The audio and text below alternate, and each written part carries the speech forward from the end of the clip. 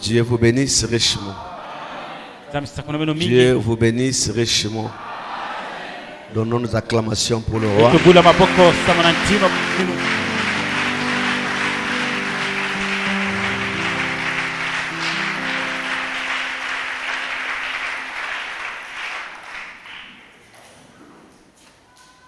Merci.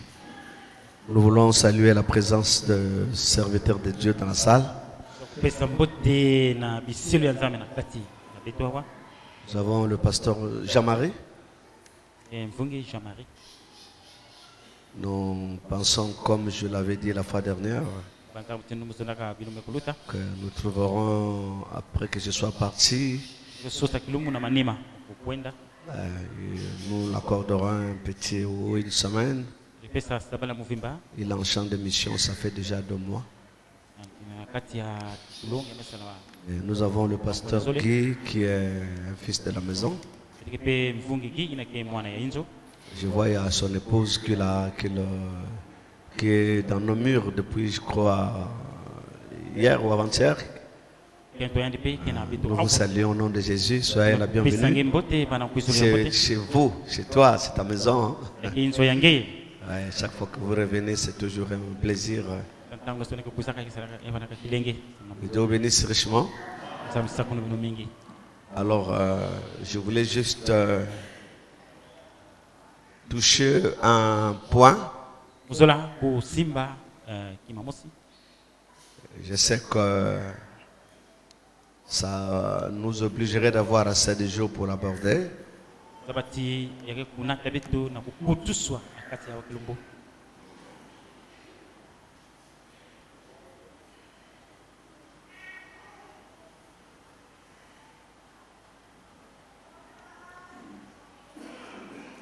Donc, nous allons nous lever, s'il vous plaît. On va poser juste un fondement.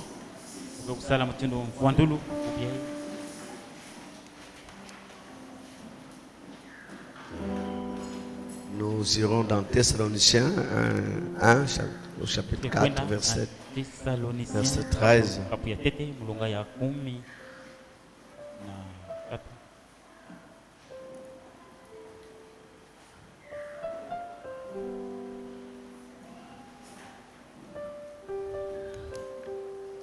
Thessaloniciens chapitre 4. Nous pouvons prendre le verset 15.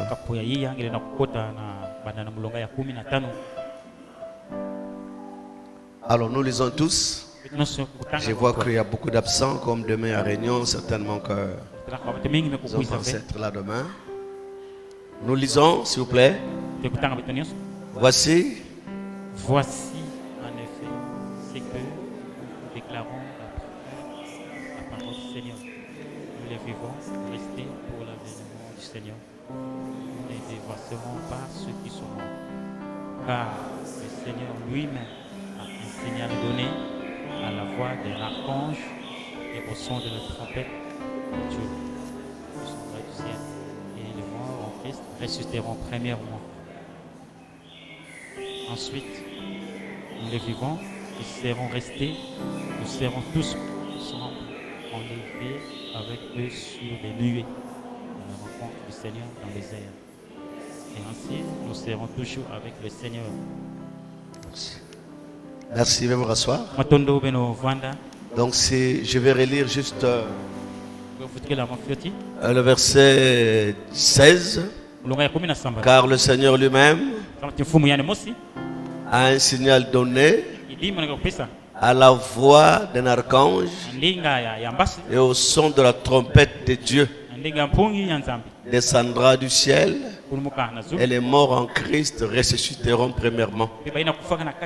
Ensuite, nous les vivants qui serons restés, nous serons tous ensemble enlevés avec eux sur les nuées à la rencontre du Seigneur dans le air. Ainsi nous serons toujours avec le Seigneur. Amen. Amen. Donc c'est un sujet qui est honnêtement un sujet qui est lourd. Il est lourd, qui cause beaucoup de controverses. En fait, je vais juste survoler ou peut-être parler de ces trois choses dont il nous est parlé au verset 16. Car le Seigneur lui-même a un signal donné à la voix de l'archange et au son de la trompette de Dieu descendra du ciel. Et les morts en Christ ressusciteront premièrement. Alors la bonne traduction nous parle à la place d'un signal donné du cri de commandement.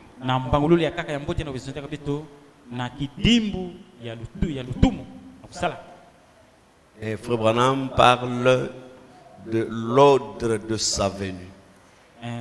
Dans l'enlèvement que nous allons déjà projeter au 65, au paragraphe 128.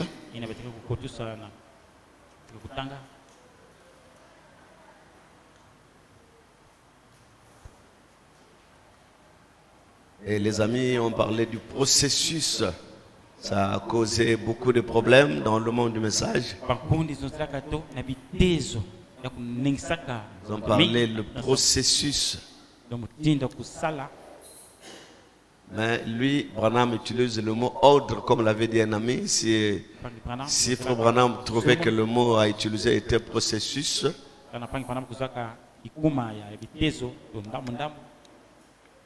28.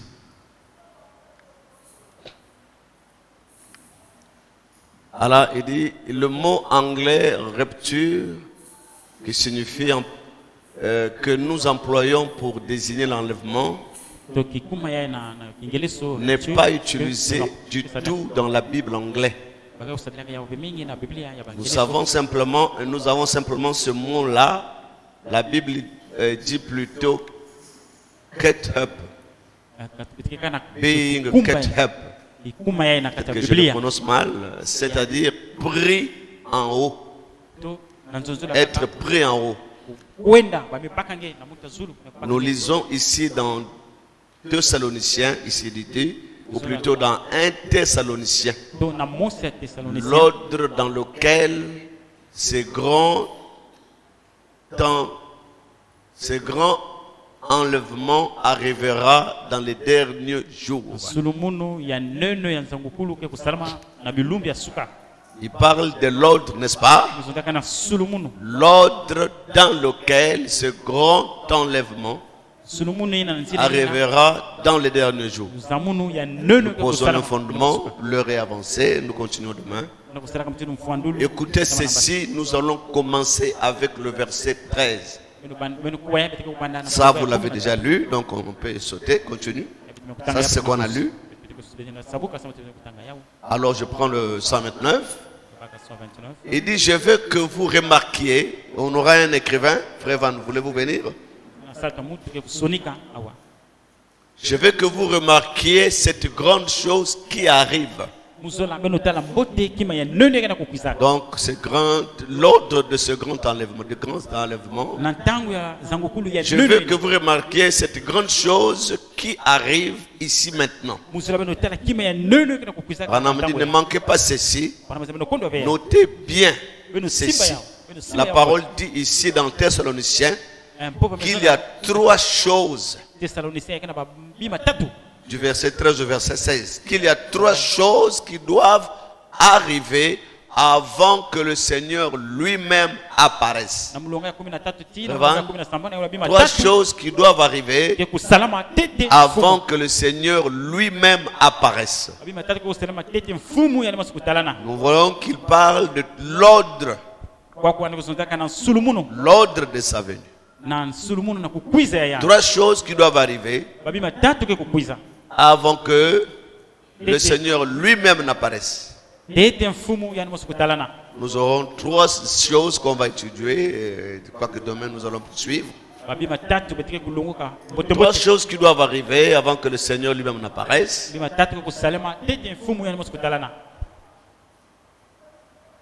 Amen. Trois choses. Rapidement maintenant, afin que nous puissions terminer. Voyez-vous, la première chose qui arrive est un cri de commandement. Nous gardons cela, 3 choses, avant que le Seigneur lui-même n'apparaisse. C'est un cri de commandement, et puis une voix, et ensuite une trompette. Lisons-les maintenant et voyons si c'est juste, voyez-vous. Car le Seigneur lui-même, avec un cri de commandement, avec une voix d'archange et avec la trompette de Dieu, descendra du ciel. Le frère va rester là. Nous continuons. Le verset suivant.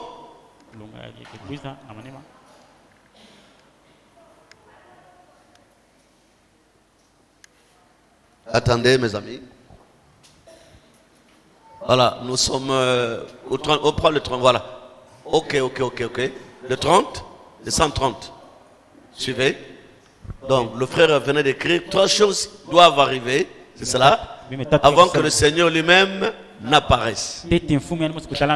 3 choses doivent arriver avant que Jésus apparaisse. Donc, il le répète à 2 reprises.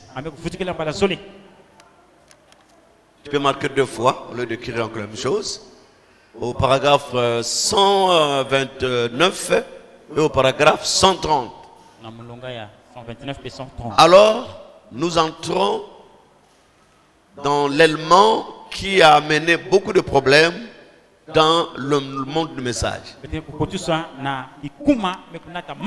3 choses doivent arriver avant que Jésus apparaisse. Un cri de commandement, une voix, une trompette. Prenons le cri de commandement. Jésus fait ces 3 choses pendant qu'il descend. Voilà. Il fait ces 3 choses pendant qu'il descend.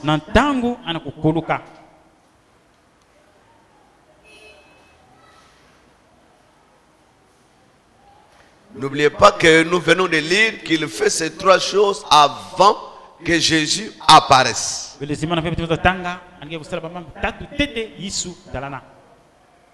dans le même paragraphe, il fait ces 3 choses pendant qu'il descend. Le problème est là. Alors, nous prenons le paragraphe 141.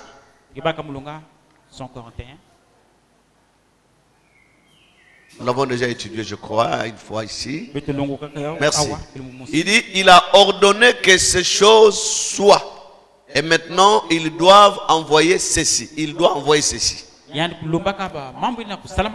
première chose qui arrive, lorsqu'il commence à descendre du ciel. Lorsqu'il commence, la première chose qui arrive, lorsqu'il commence à descendre du ciel.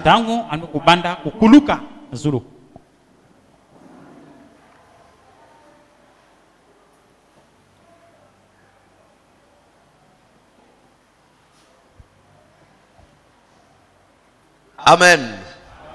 Que Dieu bénisse. Alors, vous remarquerez, si nous reprenons le verset, le paragraphe 130,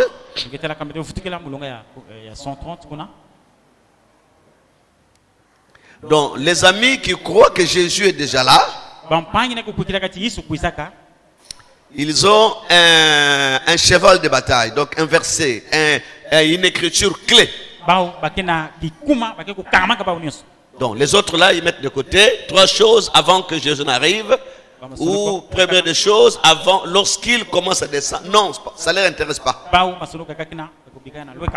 Mais le verset qu'ils prennent, c'est la moitié de cette citation ici. Jésus fait ces 3 choses pendant qu'il descend. Donc l'on justifie la venue de Jésus par cette écriture ici là. Donc Jésus, comme il y a 3 kills ici, il y a kill et kill 4 fois. Cela désigne ou révèle que il est en train de descendre et il accomplit ces trois choses tandis qu'il est en train de descendre. Et Jésus, donc il vient, il descend et il accomplit ces trois choses pendant qu'il descend. Alors que c'est un problème sérieux, mes amis. Ne n'oublions pas que Frère Branham commence à dire il fait ces trois choses avant de descendre. Je peux entendre un amen. C'est pas le pasteur qui le dit. Il fait ces trois choses avant de descendre. Et il le répète à deux fois, deux reprises. Et quand il arrive au milieu de là où il a commencé trois choses, il fait ces trois choses pendant. Nous avons avant et pendant. Mais nous avons encore une autre écriture où il dit la première chose qui arrive lorsqu'il commence à descendre, pas pendant qu'il descend.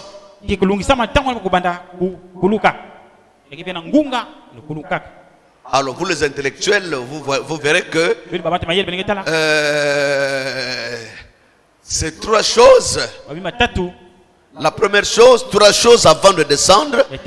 Deuxième chose, trois choses pendant qu'il descend. Moi je ne pense pas que avant de descendre et pendant qu'il descend soit la même chose. Si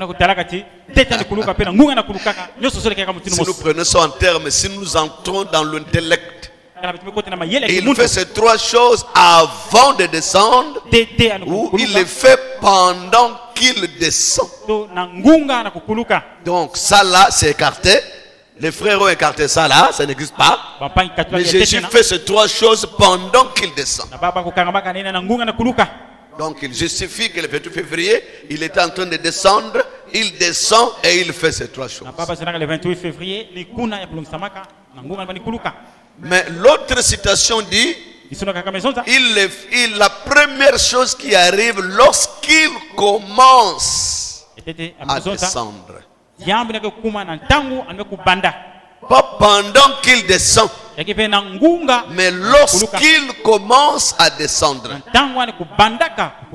Donc nous reprenons le paragraphe 141. C'est le fondement, puisque nous allons développer après. Il a ordonné que ces choses soient. Et maintenant, il doit envoyer ceci. Il doit envoyer. Qui envoie ici là? C'est le pasteur parfait. Qui envoie les amis? Qui? Il doit envoyer ceci. La première chose qui arrive lorsqu'il commence à descendre du ciel, c'est un cri de commandement. Ici, il ne dit pas pendant qu'il descend du ciel. Première chose qui arrive lorsqu'il commence à descendre du ciel est un cri de commandement. Maintenant, lui-même, Frère Branham nous explique qu'est-ce que c'est donc, Frère Van, cri de commandement. Qu'est-ce donc, ça est là. Qu'est-ce donc? Problème mais sérieux, frère. Qu'est-ce donc? C'est un message pour rassembler les gens. Alors, donc la première chose, c'est le cri de commandement que le prophète interprète sur alors, c'est sérieux, mes frères. C'est un message.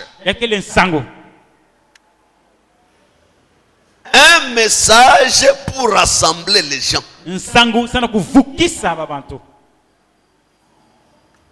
Et il continue.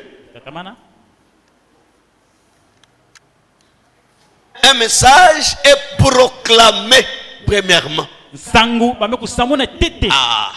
Donc nous entrons directement dans Apocalypse chapitre 10. N'est-ce pas? Amen. Nous entrons dans la venue et de la descente de l'ange puissant ici,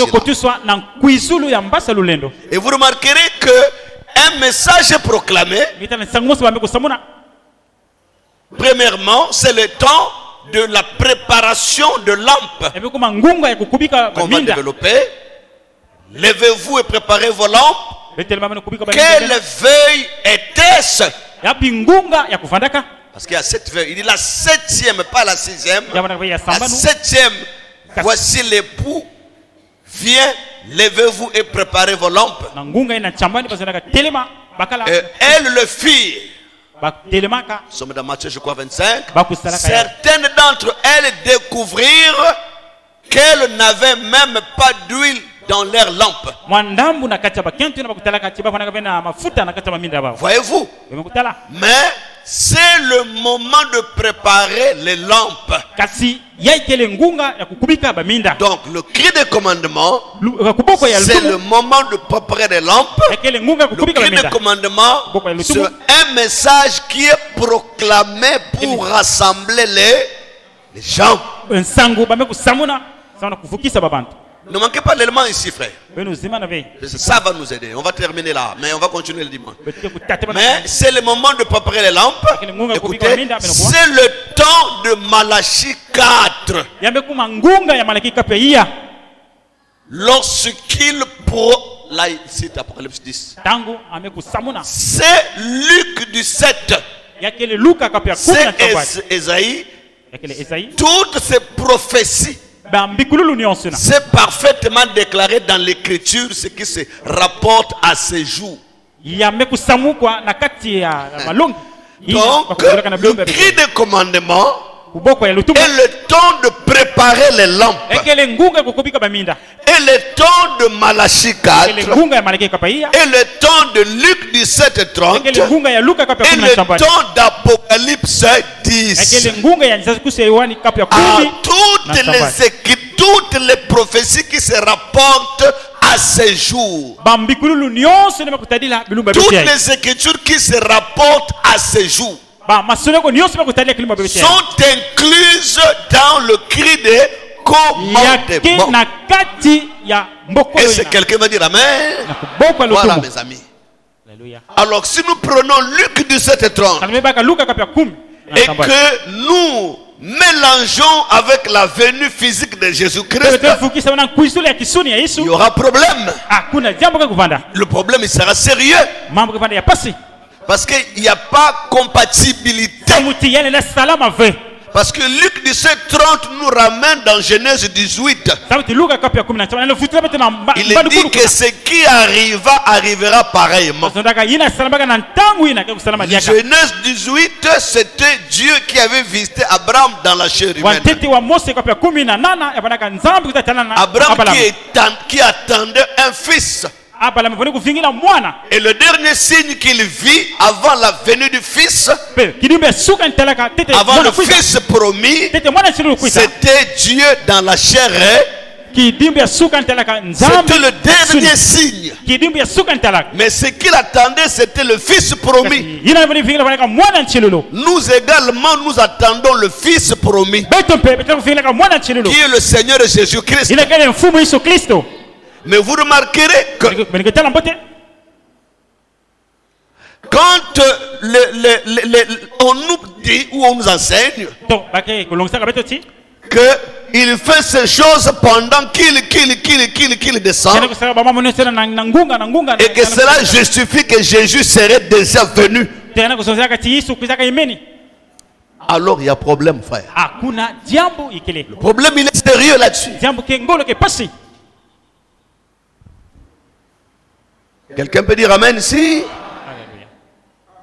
En fait, il n'y a pas un fondement pour justifier ça.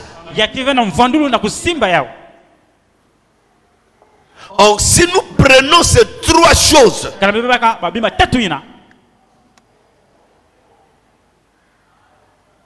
la première chose qui arrive est un message. Et c'est le jour où toutes les prophéties de notre temps. Zacharie 14, 7 concerne l'âge d'aujourd'hui. Apocalypse 10 concerne le temps dans lequel nous vivons. Ça, c'est là le temps où toutes ces prophéties doivent s'accomplir. Vous remarquerez que toutes ces prophéties ne parlent pas de la venue physique de Jésus. Mais au contraire, elle prépare la venue physique de Jésus-Christ.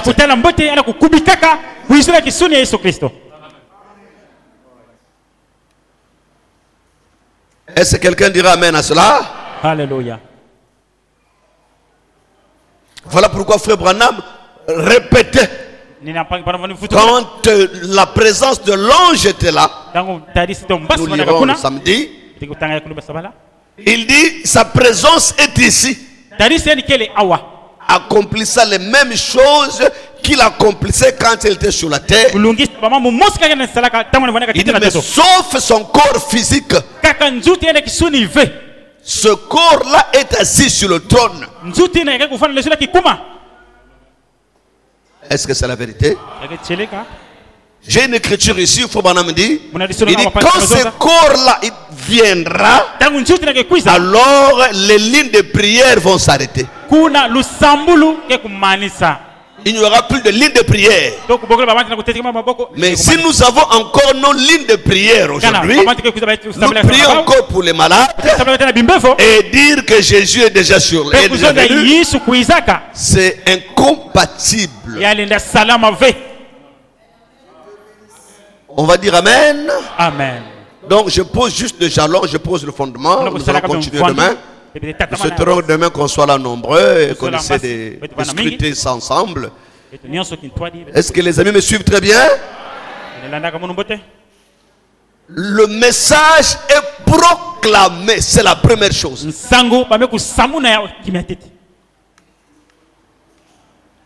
Amen. Amen. Parlons du message qui est proclamé. Remarquez, il parle de Malachie et de Luc 17.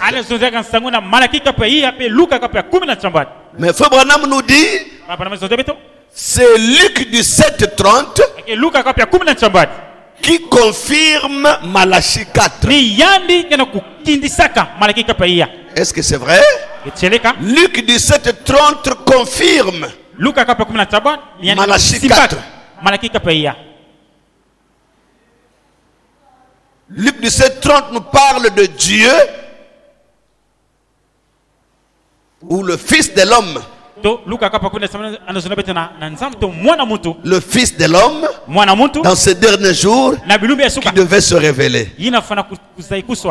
Est-ce que c'est clair? Alléluia. Malachie 4 nous parle de lui que Dieu allait envoyer. Mais remarquez que Frère Branham met les deux ensemble. Luc 17:30 confirme. Luc 17:30 confirme Malachie 4. Et ailleurs, Frère Branham nous dit, l'ennemi de Malachie 4, c'est le Seigneur Jésus-Christ lui-même. Selon Luc 17:30. Donc ce n'est pas le seul endroit que Branham marie ses écritures. Il dit l'ennemi de Malachie 4, c'est le Seigneur Jésus-Christ lui-même selon Luc 17:30. Il descend lui-même. Donc l'ennemi de Malachie 4. Amen. C'est le Seigneur Jésus lui-même. Mais là, il ne s'agit pas de la seconde venue. Il s'agit du Seigneur Jésus. C'est l'ange. Le même ange qui a visité Abraham. Le même ange qu'Abraham avait vu. Il s'agit de cet ange-là. La promesse de cet ange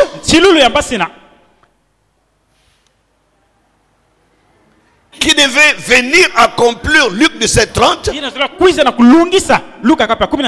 Mais nous savons que l'ange devait agir au travers d'un homme. Mais il ne s'agit pas de n'importe quel homme. Amen. Un homme que Dieu avait préparé pour cette tâche. Alors s'il s'agit de l'ange qui est descendu et qui a utilisé le corps de William Aaron Branham, alors à quel moment la seconde venue a-t-elle eu lieu? Parce que là nous parlons juste de la première chose qui arrive, le cri de commandement qui était un message.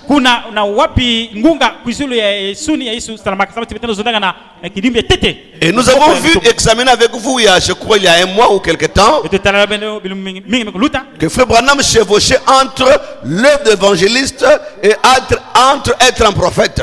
Et il disait que c'est cela qui l'embarrassait. Est-ce qu'il m'a appelé pour être prophète ou pour être évangéliste? C'est ce qui m'embarrasse. Et il dit qu'il y a trois choses qui devaient l'arriver. Ou soit il devait quitter le ministère pour que quelqu'un d'autre entre. Et beaucoup se sont introduits là-dedans. Pour que quelqu'un d'autre monte. Et nous en avons beaucoup aujourd'hui qui sont montés, que c'est d'eux que Branham parlait.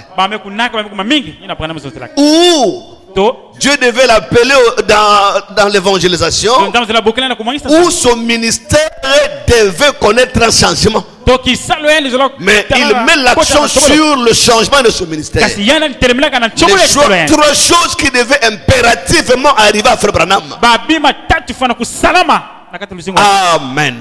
Dans ce rangé du côté de Jésus. Et nous avons également vu dans questions et réponses sur les sceaux, Branham dit, vous qui êtes spirituel, je sais que vous êtes en train de comprendre que l'heure est arrivée où ces deux œuvres doivent se séparer. Nous comprenons que même il disait qu'il ne m'avait jamais appelé pour être évangéliste. Non. Mais pour faire l'œuvre d'un évangéliste. Amen. Il dit, regardez ce messager. Ce n'est pas lorsqu'il a commencé à prêcher, non. C'était un évangéliste. Mais lorsqu'il commence à proclamer son message, là c'est le cri de commandement que nous avons dit. C'est quand il commence à proclamer son message. Au paragraphe 168, de la prédication, rendre un service à Dieu de sa volonté. Il dit ce furent des années de préparation. Amen. Mais lorsqu'il commence à proclamer son message, et Frère Branham dit dans le paragraphe 260 de la prédication Les joies de la fin, prêchant 65, il dit quand le Fils de l'homme est révélé, tu peux nous balancer ça? Les joies de l'enfer au paragraphe 260, 165.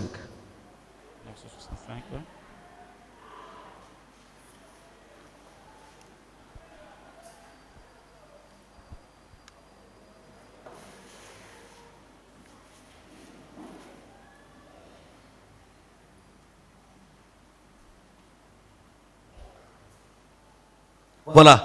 Au jour même où le Fils de l'homme sera révélé. Apocalypse 10, 1 à 7. Lisez-le quand vous rentrerez chez vous. Le message du 7e ange. C'est ça? Qui ouvre les sceaux. Les sceaux s'ouvrent quand? Ce n'est pas avant la révélation du Fils de l'homme. Mais c'est quand le Fils de l'homme est révélé. Or, le Fils de l'homme est révélé, c'est l'accomplissement de Luc 17 et 30. Maintenant, Jésus est venu quand? Est-ce qu'il vient au même moment venir prendre son épouse et au même moment accomplir Luc 17, 30? Non, frère. Luc 17, 30, c'est le dernier signe Dans Genèse, bien sûr, qu'Abraham a vu avant le venu du Fils. Luc 17:30, c'est le dernier signe que l'Église aussi a vu. Avant la venue du Fils, qui est la venue physique de Jésus-Christ que nous attendons, frère. Est-ce qu'on peut dire Amen? Alléluia. Donc nous comprenons que c'est quand le Fils de l'homme est révélé que le 7e ange. Alors il y a quel rapport entre le Fils de l'homme et le 7e ange? Ce n'est pas avant, non. C'est quand il est révélé que le 7e ange ouvre les sceaux.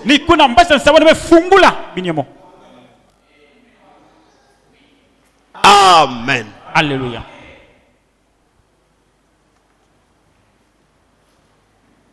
J'aimerais vous donner l'écriture ici. Je ne sais pas si vous avez cette prédication là-bas. Frère Branham dit, il dit, toute la somme de la parole et les sceaux sont inclus dans le Fils de l'homme.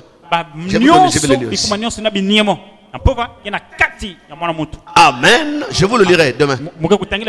Je vous donnerai mon ordinateur, il va balancer au tableau. Donc, Luc 17:30. Voilà pourquoi Frère Branham dit, pour être clair, la traction sur la montagne, paragraphe 148, 65. Là au moins il marie ça tranquillement. Il met le mélange là, il met cette symbiose là tranquillement. Nous allons revenir ici là pour terminer. 65, toujours dans le même programme de la voix de Dieu, là où tu le trouves là. 148.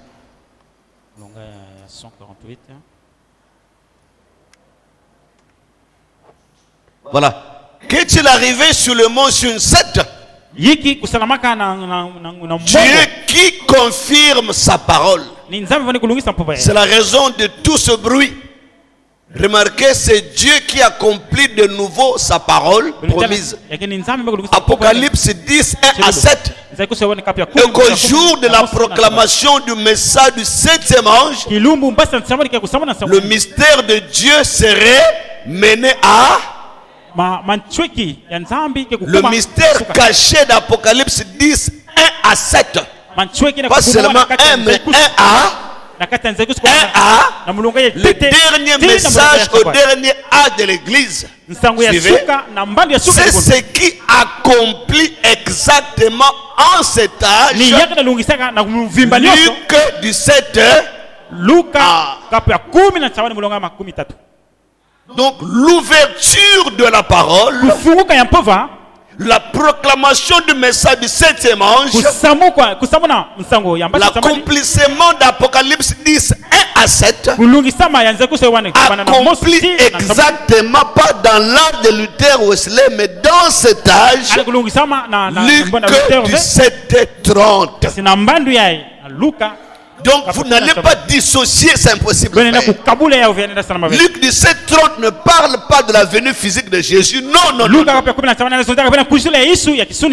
Mais de la révélation du Fils de l'homme. Dieu, pas le corps physique de Jésus. Non. Ça c'est autre chose, frère.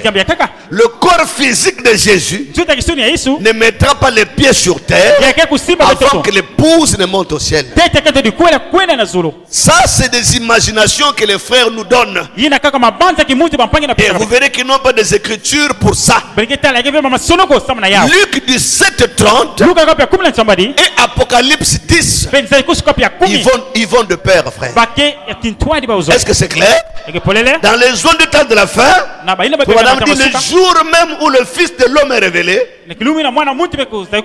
le message du 7e ange ouvre les sceaux.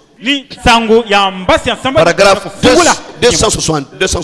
Mais si c'est clair, il dit le message, le mystère de Dieu serait amené à terme, le mystère caché d'Apocalypse 10 et 7, le dernier message au dernier âge de l'église. Ce qui accomplit exactement en cet âge, Luc 17:30. En Luc 17:30, nous savons que c'est la promesse suprême. C'est la promesse. Merci mon corps. C'est la promesse de Il y a des promesses, c'est vrai. Soyons honnêtes, frère. Il y a des promesses, c'est vrai. Il y a des promesses, c'est vrai. C'est comme les élèves qui font des examens. D'autres sont en série A, série B, consort. Et la série A, vous savez qu'ils ont leur matière de base. C'est quoi, mon ami? Voilà. Là où la coefficient vraiment est... ils ne sont pas sur... un peu plus forte. Donc vous allez voir que les élèves de série A, ils doivent beaucoup travailler en philosophie, en français, parce que s'il manque le français et la philosophie, il atterre. Comme ceux qui ont été à l'université, il y a des JV. Tout dépend de votre matière, mais il y a des JV vraiment où, si vraiment dans ta matière principale tu manques cet IV, tu as des problèmes également. Si vous manquez cet IV, vous avez des problèmes.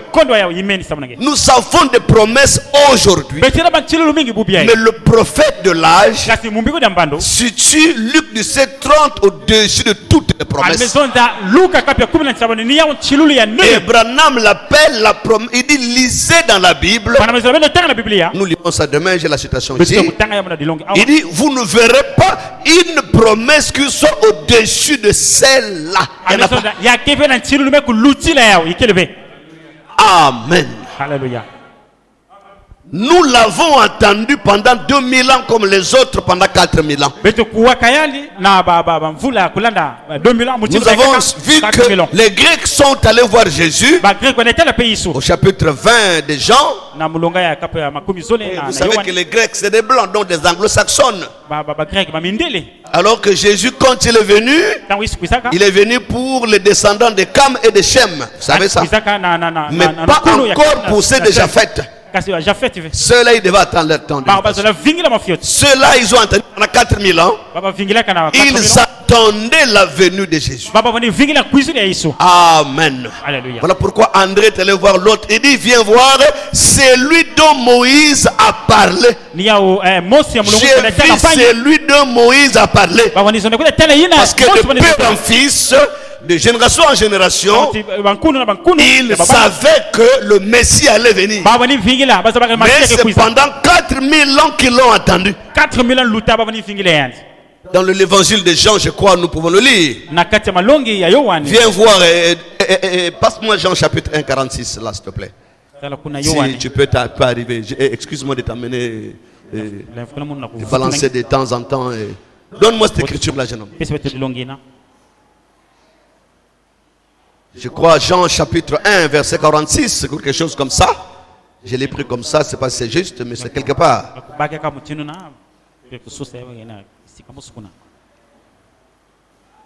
Donne-nous un peu cette écriture de Jean.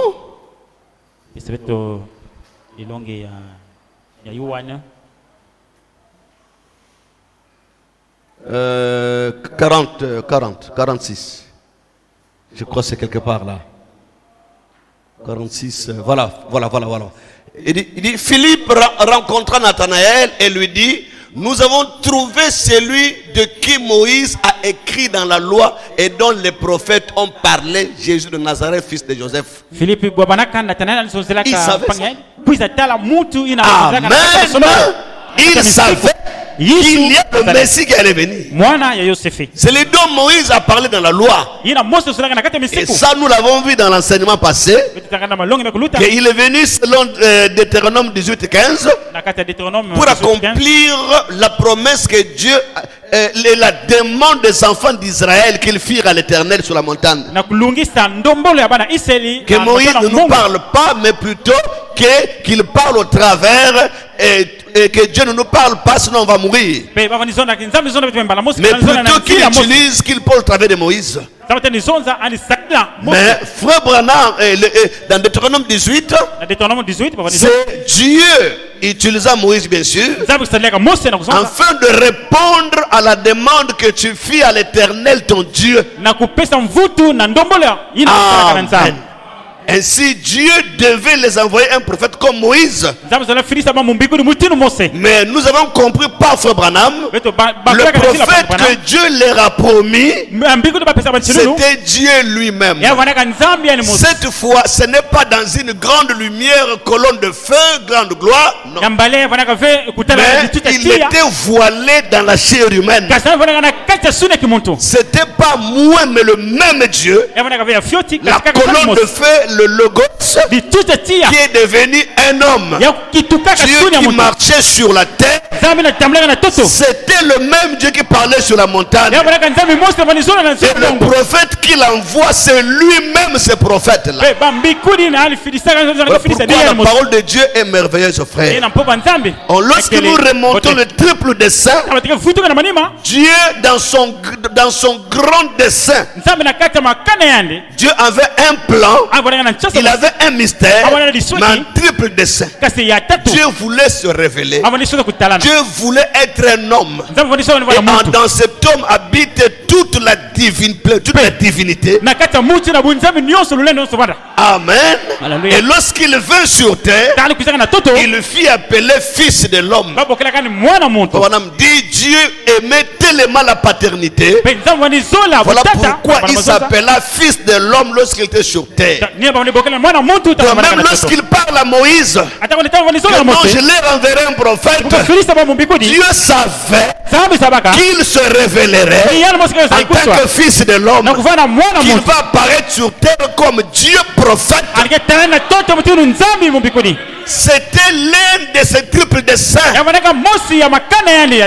Amen. Alléluia. Il savait que l'homme ne pouvait pas le supporter s'il se révélait en tant que ce grand être mystérieux.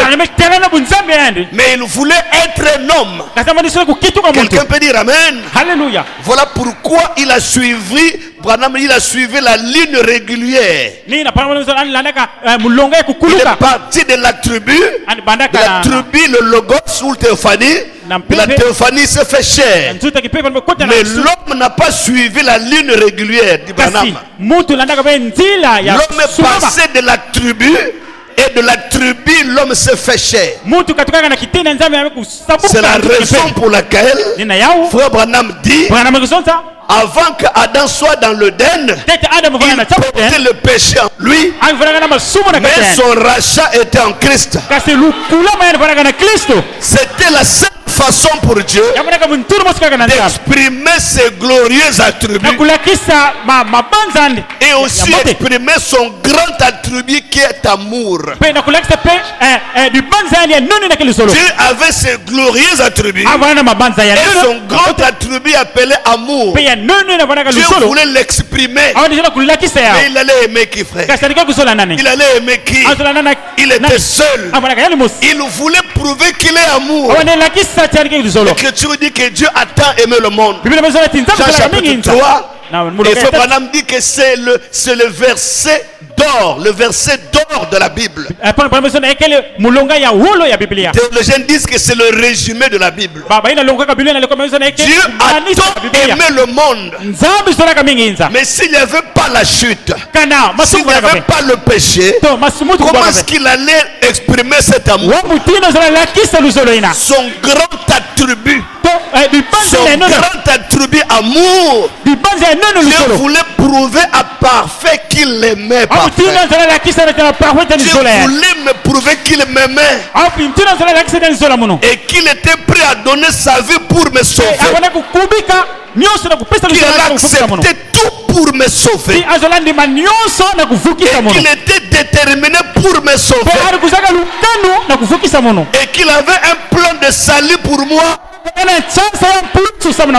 comme étant le grand El Elohim qui existait par lui-même, il n'y avait personne à aimer. Il n'y avait personne à aimer. Il voulait exprimer cet amour. Quelqu'un va dire Amen. Alléluia. Dieu voulait prouver qu'il t'aime. Est-ce que vous ne témoignez pas, bien aimé? Alléluia. Qui n'a jamais dit que Dieu m'aime ici là? Dieu est merveilleux. Dieu m'aime. C'est ce qu'il voulait lui. Il voulait que tu le dises. Il voulait que tu l'expérimentes. Que chacun expérimente l'amour de Dieu. Et que chacun témoigne de cet amour. Mais il était seul. Il était seul. Et frère Branham dit, c'est vrai qu'il aimait la paternité. Il pouvait accomplir son dessein avec Adam et Ève.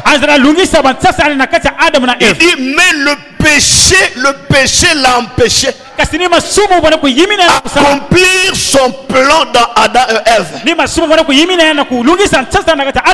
Il dit, c'est vrai qu'il devait être père pour eux, mais ce n'est pas tout ce qu'il était. Donc il voulait exprimer son plein attribut. Il voulait que son plein attribut soit exprimé. Voilà pourquoi dans la même prédication, on me dit, il pose la question et il répond lui-même. Il dit, mais pourquoi Dieu les a-t-il pas laissés dans l'innocence? Cela s'il les avait laissés dans l'innocence, ça n'allait pas permettre à Dieu d'exprimer son plein attribut. Dieu voulait être un homme. Dieu voulait être homme. Amen. Il voulait se révéler aux hommes et que l'on puisse le voir. Mais dans cet être puisse habiter toute la plénitude de la divinité. Non seulement que la plénitude habite en lui, il voulait aussi que la même plénitude soit donnée à un peuple. C'est qu'il appelle la prééminence. Autrement dit, la conduite et la surveillance de l'église. Dieu voulait cela faire. Il aimait cela. Il voulait l'exprimer. Est-ce que c'est clair? Quelqu'un peut dire amen à cela? Alléluia. Acclamons Jésus notre roi.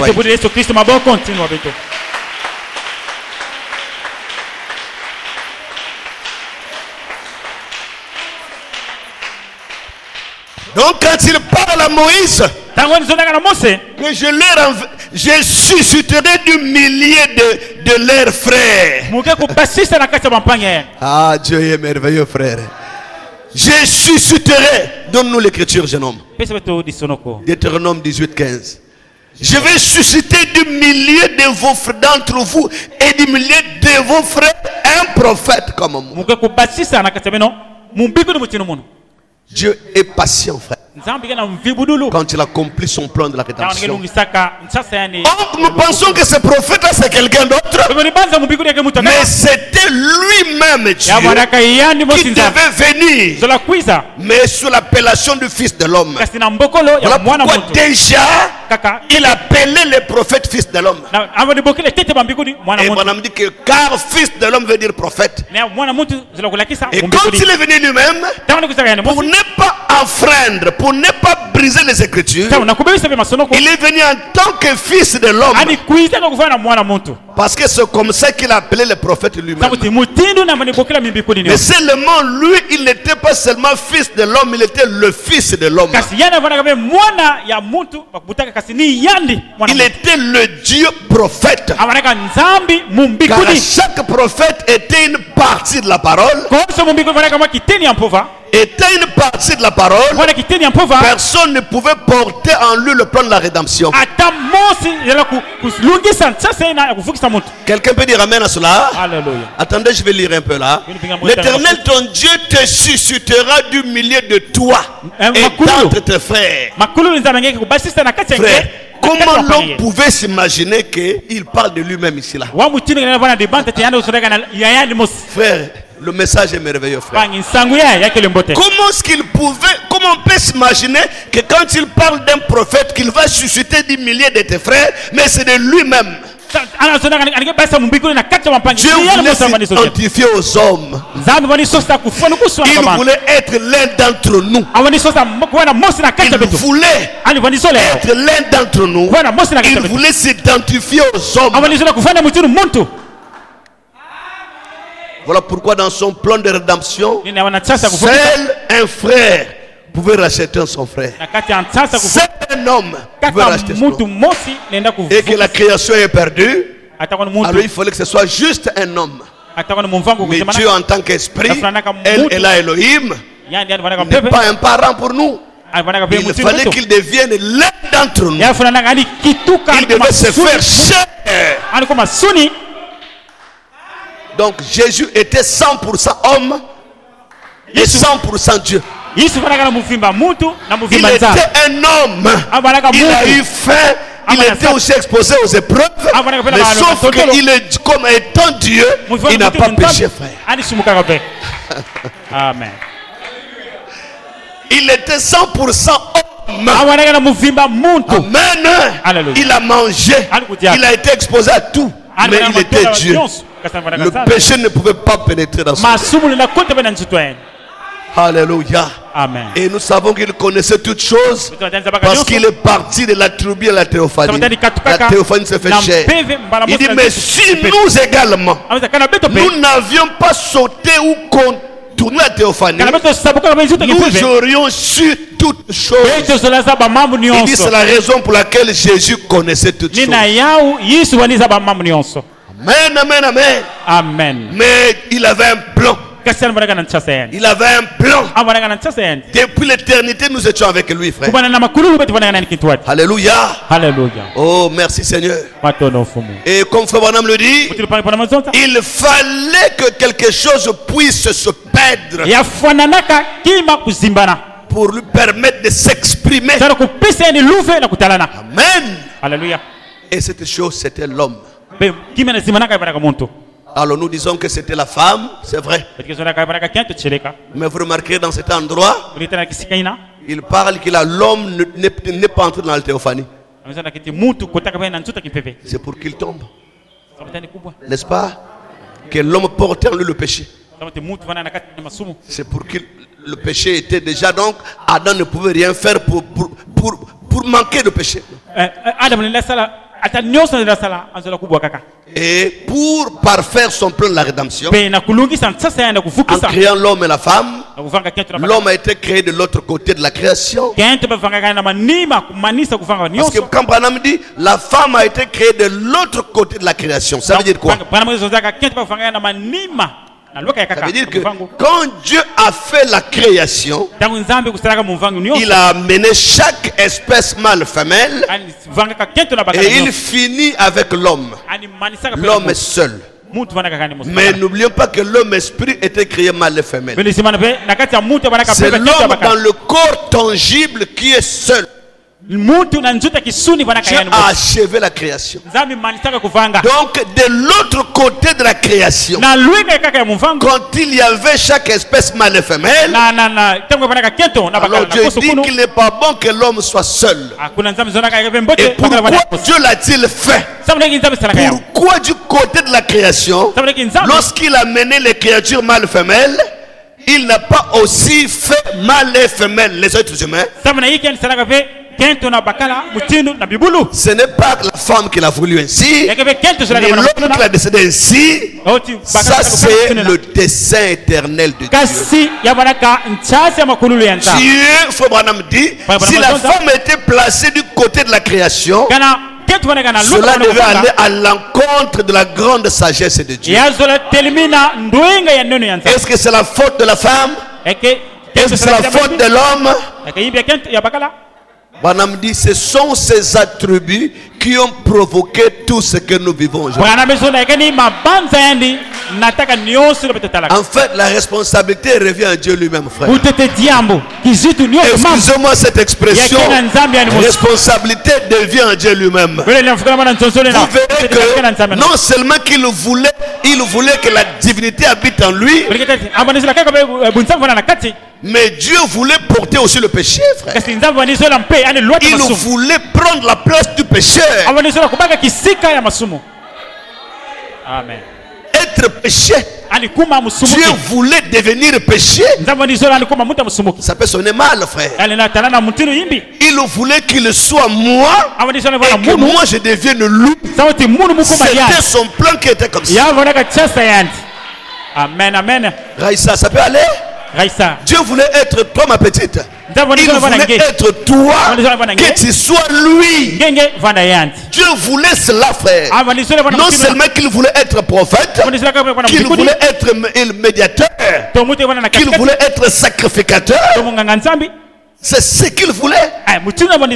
Mais il voulait aussi être péché. Lui qui n'a point commis de péché, Dieu a fait de lui péché. C'était son plan. Maudit quiconque qui est pendu à la croix. Et il voulait être aussi une malédiction. C'est pas moi. Maudit quiconque qui a écrit, c'est la Bible, c'est la loi, c'est lui. Et Jésus voulait aussi porter cela. Tout cela, ça fait partie de son plan de la rédemption. Amen. Ainsi, dans Genèse 18, quand Dieu appelle Abraham, nous voyons comment est-ce qu'il a traité avec Abraham. 25 ans d'attente. La vie d'Abraham pendant qu'il attend la promesse. Madame nous dit que ce qu'il a fait avec Abraham, Dieu le fera avec la semence royale d'Abraham. Est-ce que c'est la vérité? Donc mes amis, dire que Jésus est déjà là sur la terre,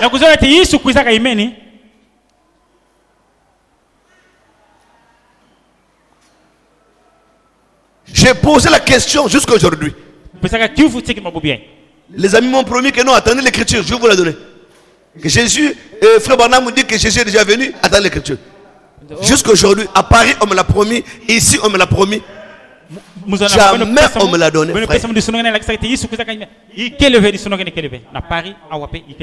Amen. La première chose qui arrive parmi les trois là déjà,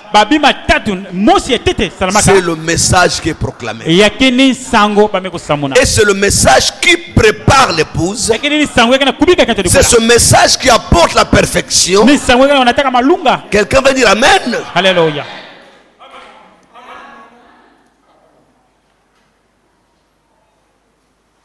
Et c'est ce qu'il fit dire, je termine par là. C'est ce qu'il fit dire à Jean. Non. Que Jésus a dit à Abraham en 1933.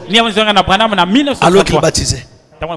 Il dit comme Jean fut envoyé comme précurseur la première venue, je t'envoie avec un message qui va préparer ma seconde venue. Et c'est la vérité. Le message prépare.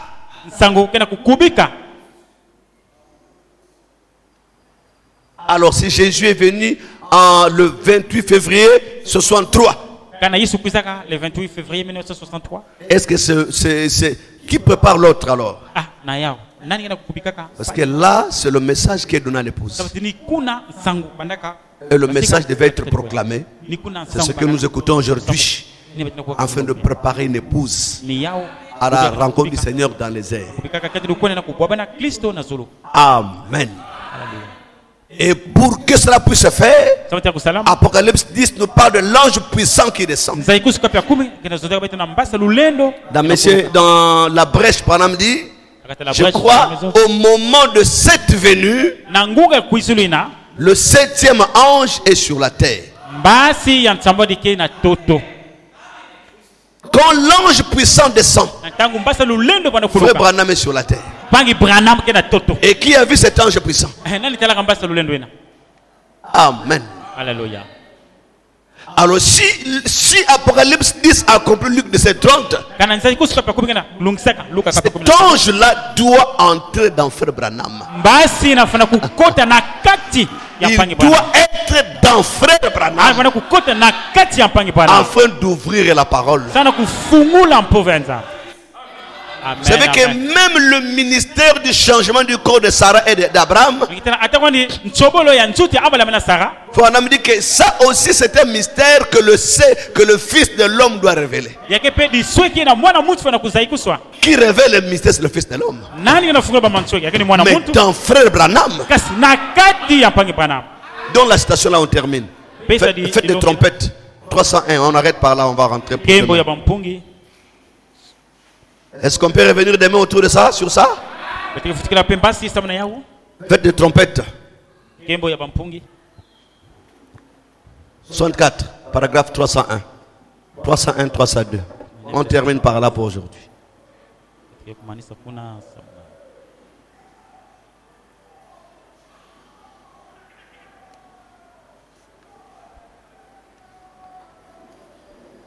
Voilà, commençons par là, on termine par ici. Regardez, ils sont allés à Guérard. Et qu'est-ce qui s'est passé? Abimelech, le roi, est tombé amoureux d'elle. Amoureux de qui? D'une vieille de 99 ans. Un jeune roi. Vous avez déjà vu ça? Comment un roi peut aimer une femme de 99 ans? Lui qui avait toute une arène de femmes autour. C'est le mystère. C'est l'un des mystères qui est révélé en ces jours. Amen. Amen. Merci Seigneur. Abimelech, le roi, est tombé amoureux d'elle. Il a dit, elle est belle, ravissante. Et il se proposait de l'épouser. Pas vrai? La vieille grand-mère. Et il y avait toutes les autres, les jolies jeunes filles de là-bas. Mémé. Elle est ravissante. Elle est belle de figure. Madame dit, voyez. Allez écoutez. Dieu a changé son corps. Mais ce n'est pas écrit dans la Bible comme ça. Dieu a changé son corps. Et ils sont redevenus jeunes. Maintenant suivons la conclusion. Madame dit, c'est un mystère qui doit être révélé maintenant en ce jour ici par le Fils de l'homme.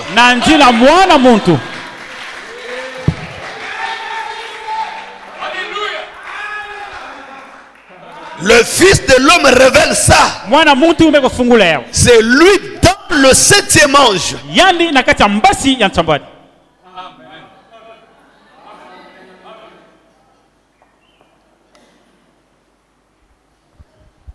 Voilà pourquoi frère Branham dit ceci. Il dit pour naître, nous l'avons vu, il a emprunté un sein, c'est ça? Pour naître, il a emprunté un sein. Et pour sa sépulture, il a emprunté une tombe. Même une barque aussi, il a emprunté la barque. Traverser l'autre côté là-bas, il a emprunté la barque. Pour naître, il a emprunté un sein. Et pour sa sépulture, c'était pour de qui? Simon, comment on appelait le monsieur là? À qui appartenait la tombe? Simon, non. Joseph d'Arimathée, n'est-ce pas? Et frère Branham conclut, on va lire la citation demain. Il dit, il m'a dit de lui emprunter mon corps. Et je le lui ai prêté. Je vous disais, est-ce qu'on emprunte un habit pour le mettre sur soi? Si je dis, Van, prête-moi ta veste. Je le mettrai où? Je veux le porter. Il m'a dit, Amen. Emprunte-moi ton corps. Et je le lui ai prêté. Branham aussi dit, je le lui ai prêté. Mais de fils et diao. Et il a utilisé ce corps. Branham me disait, s'il peut m'accorder une résurrection temporaire et que mon esprit s'en allait et que ça soit lui.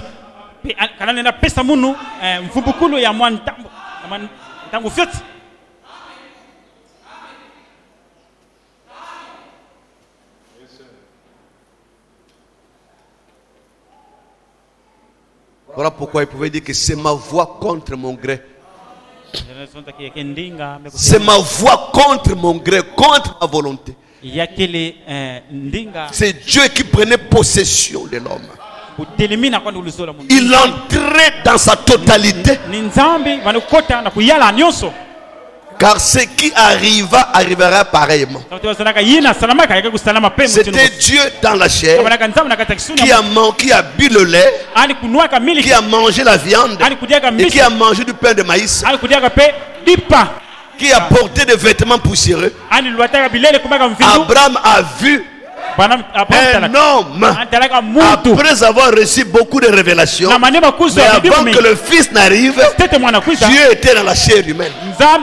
Dieu a mangé le pain de maïs, il a mangé la viande, et il a bu le lait de bœuf, montrant que dans les derniers jours, Dieu se manifesterait dans la chair humaine.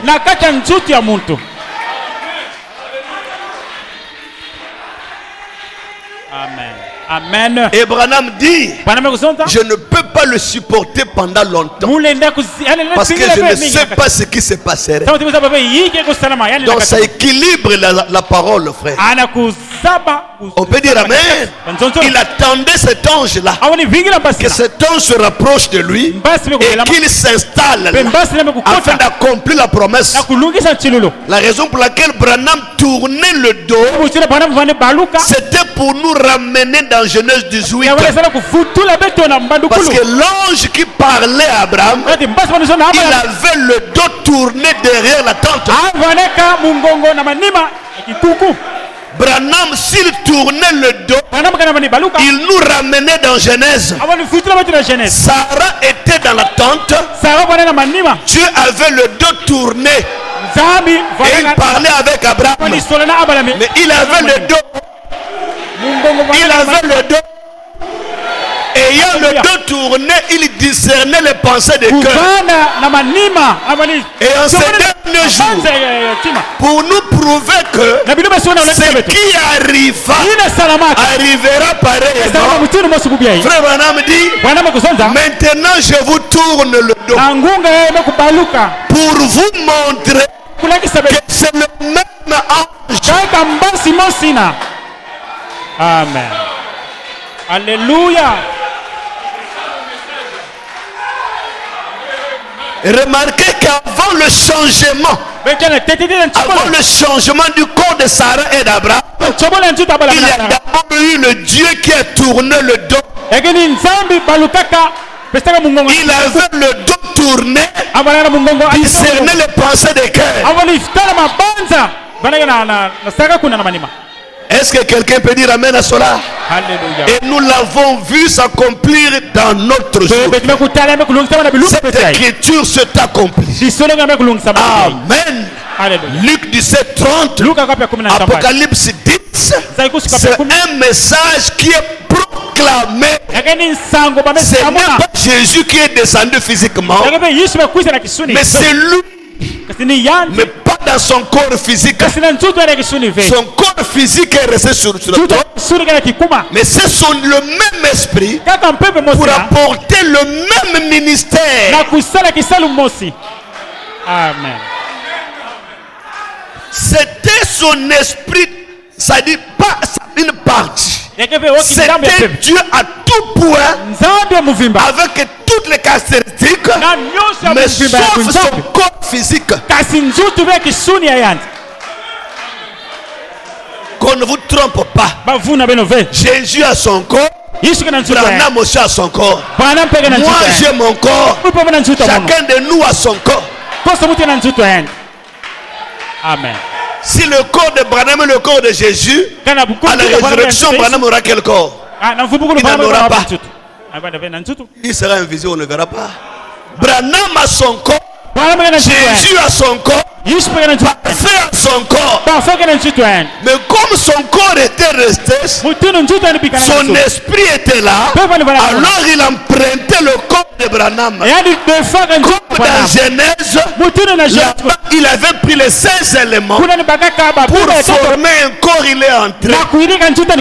Mais dans notre temps, il n'a plus pris les 16 éléments, mais il a pris un corps pécheur. Un corps pécheur que lui l'a préparé depuis la naissance. Un père racheté depuis la naissance.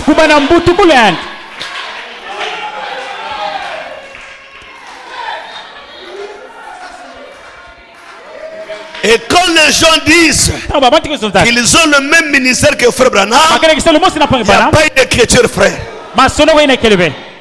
cette chose dans toute l'histoire de la Bible n'a arrivé que 3 fois. Dans Genèse 18, dans la personne de Jésus-Christ, et la promesse de Luc 17:30 qui s'est accomplie en ces derniers jours. C'est tout, frère. C'est tout, on ne verra plus ça.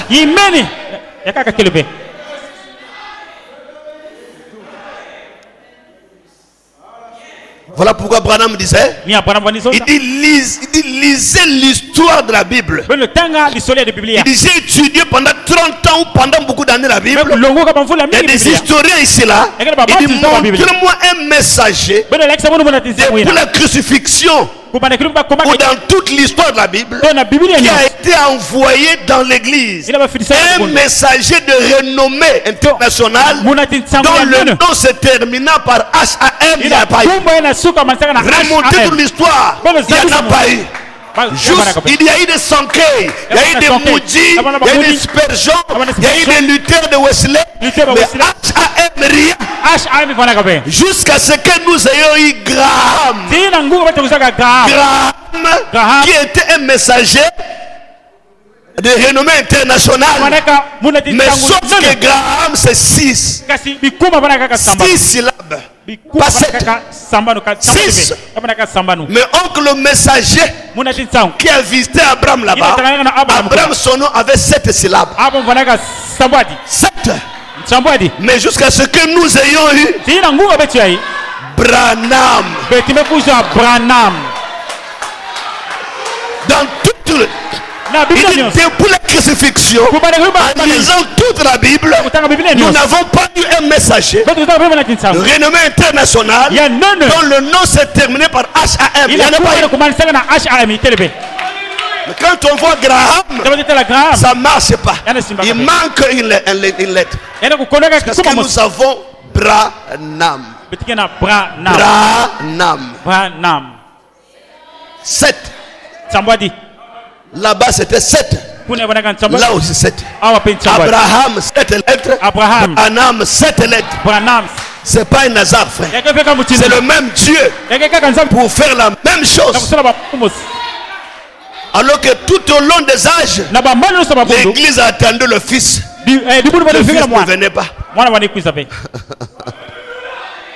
Il est apparu sous la forme de Luther, sous la forme de Wesley, sous la forme de Pentecôtiste, mais le fils n'était pas là. Alors, Dieu devait se faire chair. Il devait être dans la chair. Est-ce qu'on peut dire amen? Alléluia. Le dernier signe avant la venue du Fils est promis. Vous savez le grand débat que nous avons de le message, c'est ça. Le Fils promis est-il là? Non, mes amis, n'est pas encore là. Mais nous avons vu le dernier signe. Que Dieu bénisse richement. Clamons Jésus.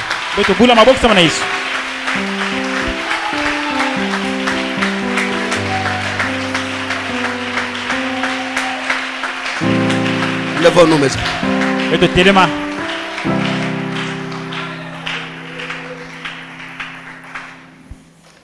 Lèvons-nous, excusez-moi, il est tard, je vous ai gardé un peu longtemps. Je me suis laissé un peu emporter là.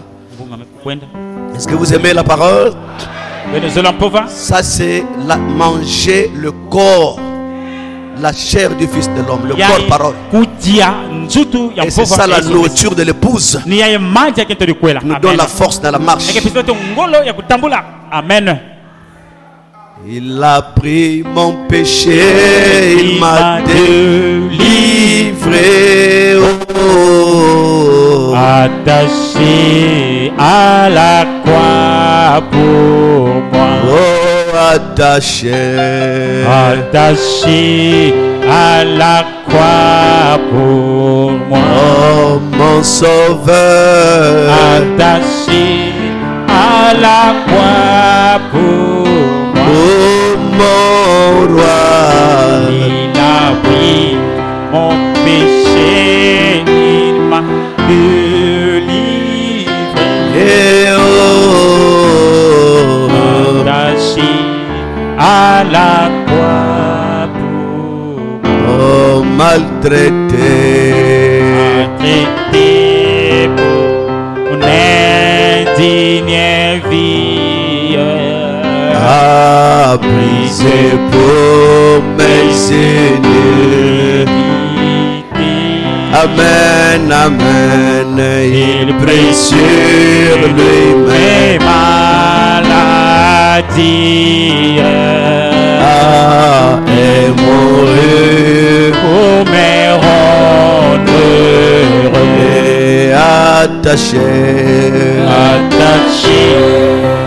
la croix pour moi. Oh, mon sauveur, Attaché à la croix pour moi. oh mon Dieu, Il a pris mon péché, il m'a délivré. oh, merci Seigneur Jésus. À la croix pour moi. Je crois que l'ange puissant est descendu et que la colonne de feu confirme ce message. De même que la colonne de feu a conduit le premier exode, Branham dit, il conduit cet exode ici.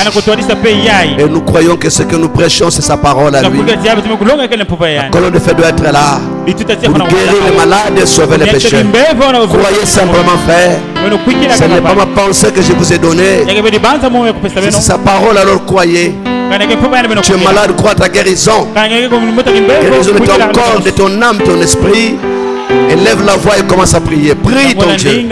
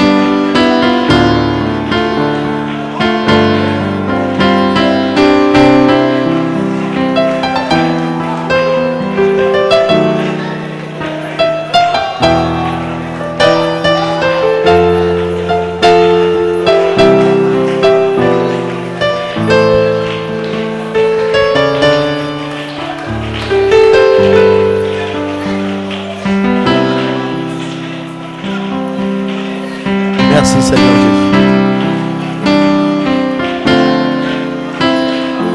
Gloire à toi Seigneur, merci. Alléluia.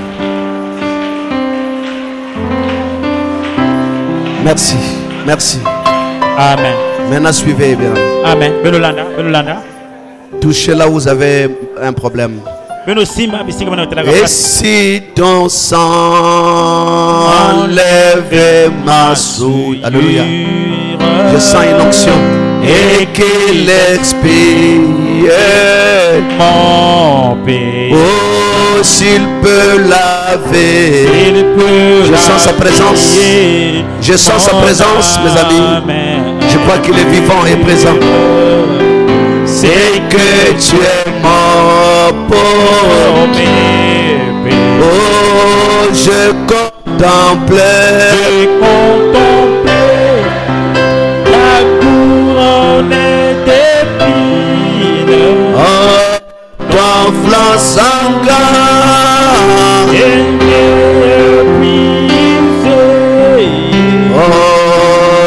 Gloire à l'agneau, merci, nos âmes et nos cœurs nous t'adorent.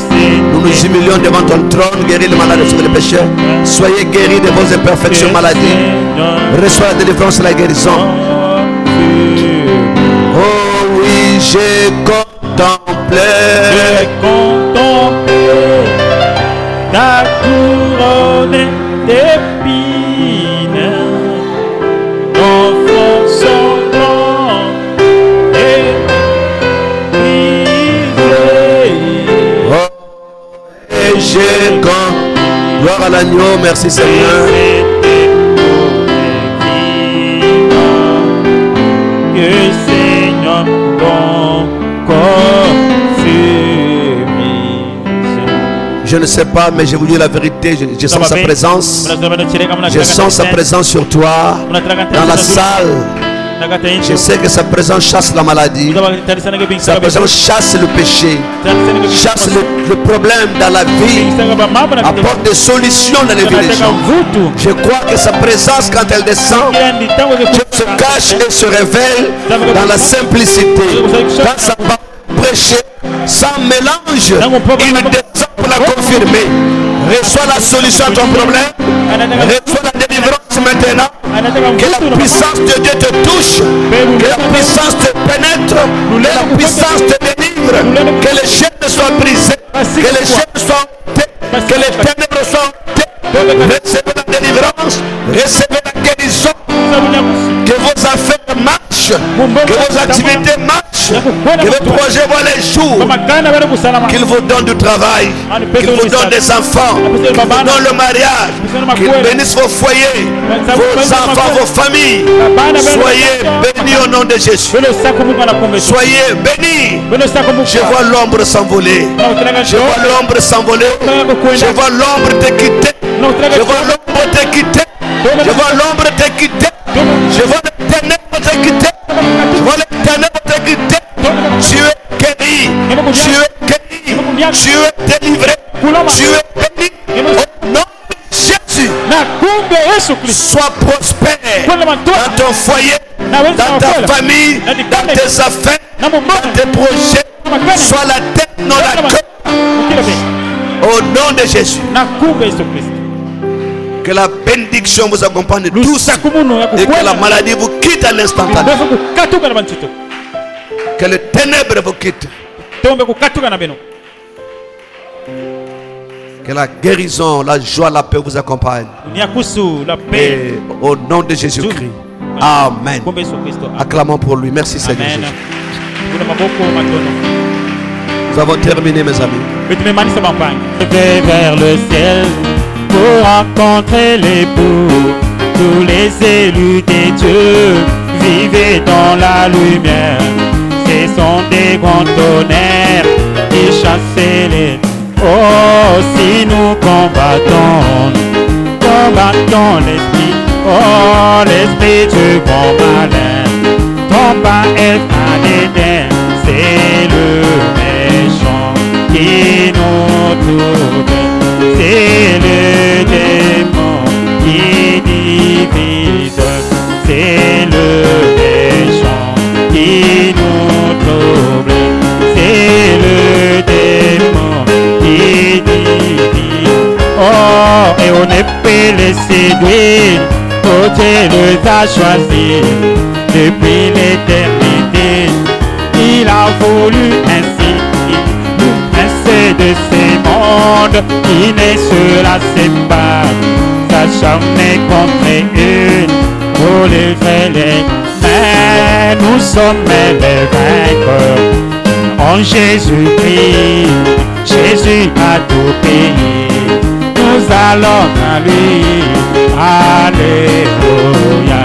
Gloire à Jésus. Alléluia. Gloire à Jésus. Alléluia. Gloire à Jésus. Alléluia. Gloire à... Oh, Jésus, le roi des rois, et toujours les vainqueurs. Il a cherché l'épouse pour l'amener au monde. Lui-même l'a libéré là-bas à Golgotha. Attendant son retour, elle vit là-bas. Oh, elle aimait la louange. Testez mes disons, glorifie le